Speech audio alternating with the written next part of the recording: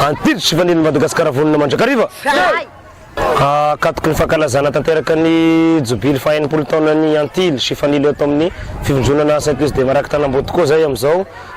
nahitana endrika maromaro no entina nakalazana an'izany jobily zany satria dia fin 80 taona katroka ny niorenan'ity fivondronana avy eto amin'ny Saint Louis de Maraky Tanamboto ity raha ohatra ka tany amin'ny 1er novembre 1960 izy no niorina dia fin no 80 taona tamin'ny 1er novembre 2020 le izy ka zao tamin'ny 12 13 14 zao no akalazana azy amin'ny fomba manitriketrika ka zay arahany tompona andraikitra rehetrarehetra ato amin'ny fivondronana miompana zay fanatanterana zay fankalazana izay nentina nanamariana zay fety fankalazana zay tokoa moa ny fifampizarana zay natolotry ny ray ampanahy eo amin'ny fikambanana fanilo Madagasikara zay ataoko hoe fampianarana aram-panahy zay nampianariny ray ampanahy tao anatin'izay fotoana ny asabosy zay dia anisany nanamarika izany koa ny fananganana ny ekipan'ny faritra vaovao hitantana ny faritra Anosy zay ny tenako miteny zao moa zany ny filoha mitarika an'izay ekipa zay dia anisany mbola nanamarina izany koa ny nananganana ny tsangambato fahatsiarovana ho an'izay 80 taona izay raha ny fiarah-miasa eo anivon'ny diocèse raha ny Antily Madagasikara sy ny fanilo no jerena mbola mandeha tsara ary mbola manaraka ny rafitra araka ny tokony izy ny fiarah-miasa ao anatin'izay ary mbola misy koa ny hofanavozana izany satria dia miroso amin'ny tao-pikatrana vaovao isika zao dia iroso amin'ny paikady vaovao entina natsarana an'izany fikambanana izany raha eo anivon'ny fiangonana no resahana ny Antily sy ny fanilo zany dia izy raha ny tena tanjona anatin'ilay izy dia mitaiza olona vanona ilain'ny fiangonana ny tanindrazana ary ny fiarahamonina io zavatra anankitelo io zany no itezana ny ankizy eo tsy ho an'ny fiangonana ihany izy tsy ho an'ny tanindrazana ihany tsy ho an'ny fiarahamonina ihany fa mila miaraka izy anankitelo zay ho an'ny fiangonana ho an'ny tanindrazana sy ho an'ny fiarahamonina. Manao na fiaraha-miasa eo anivon'ny nasionaly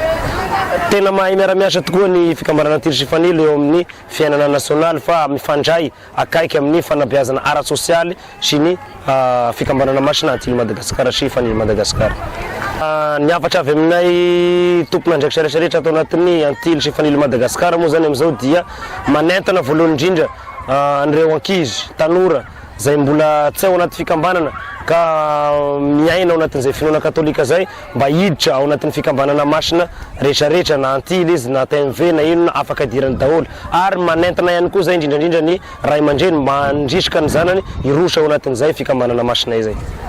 Eto moa zany ny tenanay tompon'andraikitra dia manamarina avy hatrany ny fomba fijeriny sasany hoe ny Antily sy fanilo dia somary misy fitezana ohatrany hoe maramila kely nataoko hoe misy ary milaza hoe fitezana mampaditra ankizy fa eto zay dia manamarina tanteraka fa ny fitezana scout dia fitezana ara-pikambanana masina izy io fa misy ihany koa ny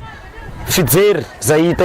soritra ety ivelany zay tsy niforononay le izy fa efa zay misy no ndesin'ilay mpamorona n'ilay scout maneran-tany zay ataoko hoe fihetsika somary ara-miaramila zay fa amin'izay ara-miaramila zay izy dia mifono fanabeazana sy fitaizana zay fihetsika rehetrarehetra ataon'izay. Antily sy fanilo Madagasikara vonona mandrakariva. Riantile ao anaty ala mialokaloka ambany faneva. Riantile ao anaty ala mialokaloka ambany faneva. Zava-masaka tao an-tsainy anompony firenena kalazainy. Ianao tanindrazana.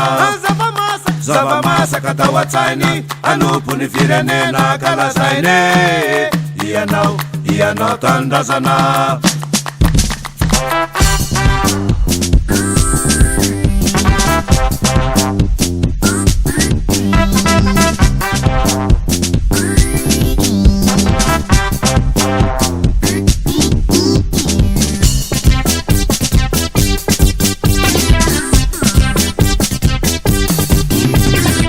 Antile,